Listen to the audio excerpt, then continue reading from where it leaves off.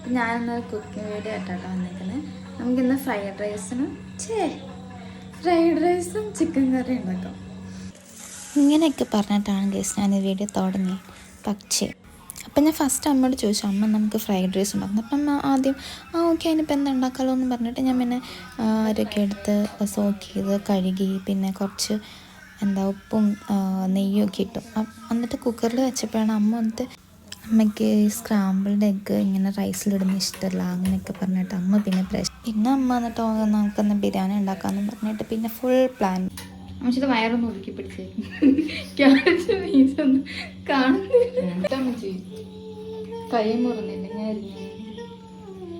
Egg fried റൈസാണ്. ഇത് വഴിച്ചിട്ട് നീ ഇച്ചിരി എടുത്തു വെച്ച് മുട്ട പൊരിച്ചെടുത്തു. അപ്പൊ എന്റെ എഗ് ഫ്രൈഡ് റൈസോ? നാളെ ഉണ്ടാക്കി കഴിഞ്ഞു. നട്സൊക്കെ